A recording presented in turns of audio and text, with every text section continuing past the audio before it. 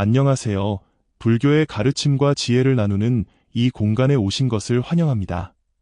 우리의 삶은 수많은 관계로 얽혀 있으며 그 중에서도 부부관계는 가장 가까우면서도 가장 복잡한 관계 중 하나입니다.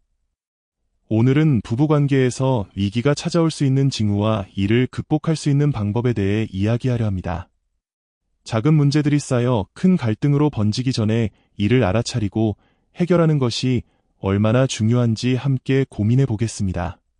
부부관계의 위기는 갑작스럽게 찾아오는 경우는 드뭅니다. 대부분의 경우 위기는 작은 징후들로부터 시작됩니다. 이 징후들을 조기에 인식하고 대응한다면 관계를 회복할 가능성이 훨씬 높아집니다. 부부 사이의 문제는 대개 사소한 오해나 감정의 단절로 시작됩니다. 예를 들어 대화가 줄어들거나 서로에게 무관심해지는 모습이 그 시작일 수 있습니다. 이런 작은 변화는 종종 바쁜 일상 속에서 간과되기 쉽지만 사실은 관계의 건강을 점검할 중요한 신호입니다. 이러한 초기 징후를 무시하면 시간이 지남에 따라 더 큰 갈등으로 발전할 가능성이 있습니다. 부부 사이에서 감정적 연결이 약해지는 것은 위기의 주요 신호 중 하나입니다. 예전에는 서로의 하루를 공유하고 작은 일에도 기뻐했지만 이제는 대화가 형식적이고 피상적으로 느껴진다면 이는 감정적 거리감이 생겼다는 신호일 수 있습니다. 이런 상황에서는 서로의 감정을 다시 연결할 수 있는 방법을 찾아야 합니다. 신뢰는 모든 관계의 기초입니다. 하지만 부부 사이에서 신뢰가 깨지기 시작하면 관계는 급격히 흔들릴 수 있습니다. 예를 들어 약속을 지키지 않거나 서로에게 솔직하지 못한 행동이 반복되면 신뢰가 무너질 위험이 있습니다. 이러한 문제를 방치하지 않고 솔직하게 대화를 나누는 것이 중요합니다. 부부 관계가 위기에 처했을 때 이를 극복할 수 있는 방법이 없다고 생각하기 쉽습니다. 하지만 징후를 조기에 인식하고 적절히 대응한다면 관계를 회복할 가능성은 충분히 존재합니다. 이야기는 서울의 조용한 동네에 살고 있는 결혼 10년차 커플 민준과 소영의 이야기다. 처음 결혼했을 때 두 사람은 서로에게 세상 무엇보다도 소중한 존재였습니다.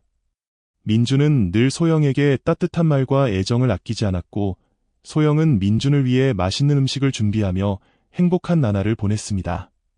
하지만 시간이 흐르면서 두 사람의 관계는 조금씩 변해갔습니다. 소영은 어느 순간부터 민준이 자신에게 무관심해졌다고 느끼기 시작했습니다. 민준은 퇴근 후에도 피곤하다는 이유로 대화를 피했고 사소한 일에도 쉽게 화를 내는 일이 많아졌습니다. 소영은 민준과 함께 있어도 왠지 모를 외로움을 느꼈습니다.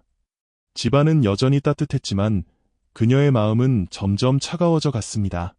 어느 날 소영은 더 이상 참을 수 없다는 생각에 마음을 정리하기로 했습니다.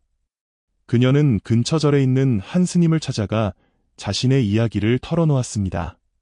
스님은 소영의 이야기를 조용히 들으며 고개를 끄덕였습니다. 소영은 눈시울이 붉어진 채로 말했습니다.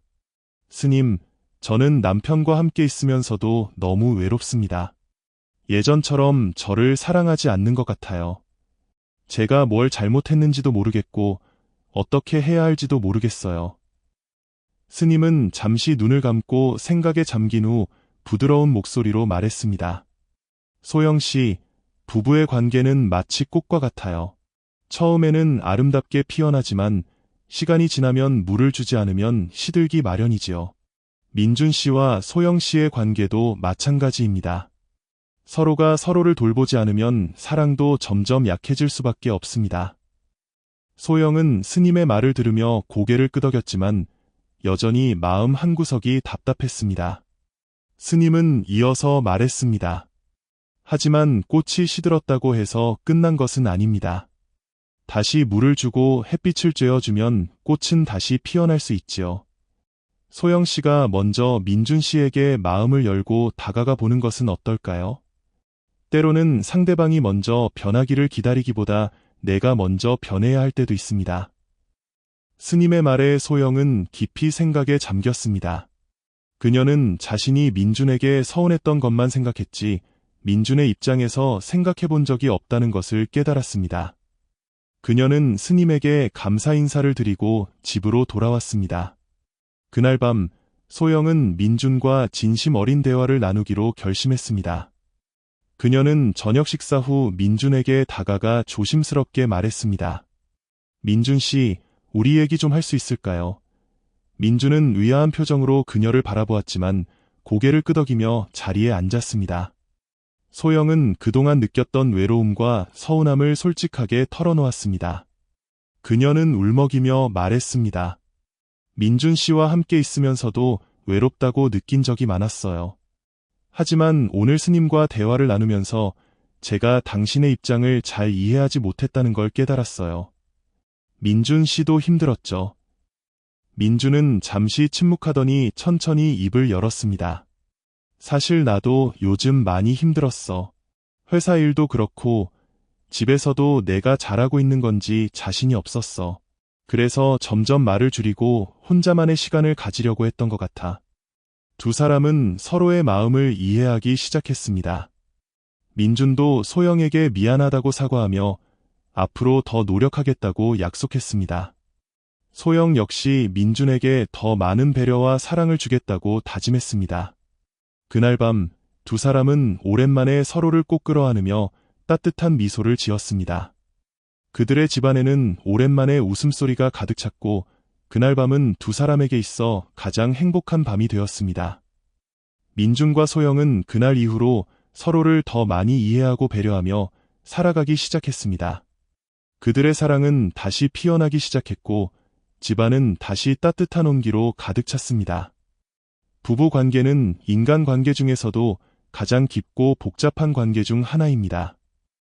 이 이야기에서 민준과 소영의 사례는 시간이 흐르면서 관계가 소원해질 수 있다는 사실을 보여줍니다. 하지만 동시에 서로의 마음을 이해하고 노력한다면 관계를 다시 회복할 수 있다는 희망도 제시합니다. 이 이야기를 통해 우리는 부부 관계뿐만 아니라 모든 인간관계에서 중요한 몇 가지 교훈을 얻을 수 있습니다. 민준과 소영은 결혼 초기에는 서로를 가장 소중히 여기며 행복한 시간을 보냈습니다. 하지만 시간이 지나면서 두 사람의 관계는 점차 변했습니다. 이는 모든 인간관계에서 흔히 볼 수 있는 자연스러운 현상입니다. 처음에는 열정과 설렘으로 가득 차 있지만 시간이 지나면 일상적인 문제와 책임이 관계에 영향을 미치기 마련입니다. 중요한 것은 이러한 변화를 받아들이고 이를 해결하기 위해 노력하는 자세입니다. 소영이 느꼈던 외로움은 민준의 무관심에서 비롯되었습니다. 민준은 피곤하다는 이유로 대화를 피하고 사소한 일에도 쉽게 화를 냈습니다. 이러한 무관심은 상대방에게 깊은 상처를 줄 수 있으며 관계의 균열을 초래할 수 있습니다. 따라서 우리는 상대방의 감정을 존중하고 작은 관심과 배려를 통해 관계를 유지해야 합니다. 소영은 스님과의 대화를 통해 자신이 민준의 입장을 충분히 이해하지 못했다는 것을 깨달았습니다. 이는 모든 관계에서 중요한 교훈입니다. 우리는 종종 자신의 감정과 불만에만 집중하고 상대방의 입장을 고려하지 않는 경우가 많습니다.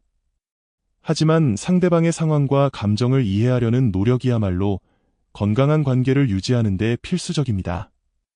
소영과 민준이 다시 가까워질 수 있었던 가장 큰 이유는 진심 어린 대화를 나누었기 때문입니다.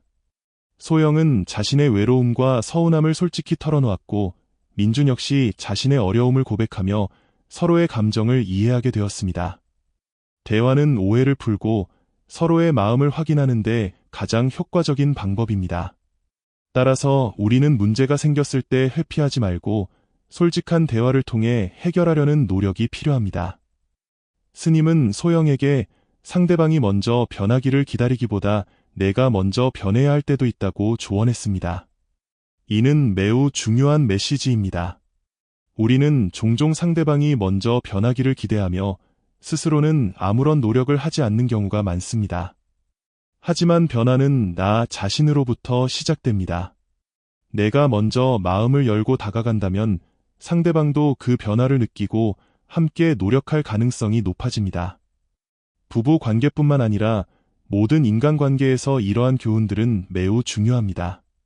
관계는 시간이 지남에 따라 자연스럽게 변화하지만 우리가 이를 소중히 여기고 지속적으로 노력한다면 언제든지 다시 회복할 수 있습니다.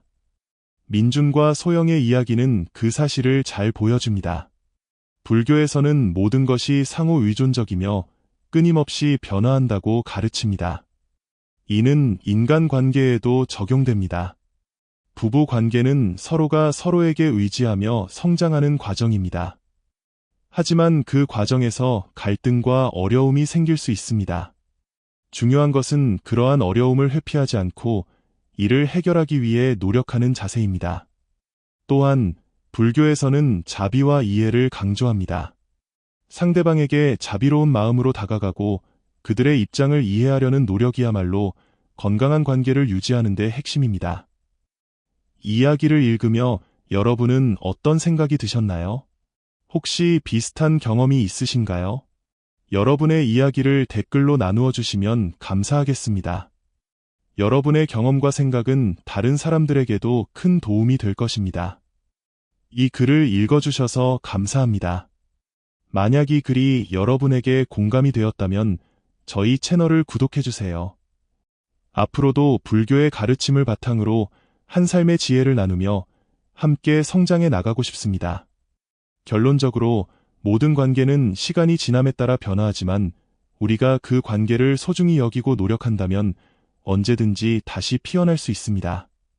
민중과 소영처럼 서로를 이해하고 배려하며 사랑을 키워나가는 삶을 살아가시길 바랍니다.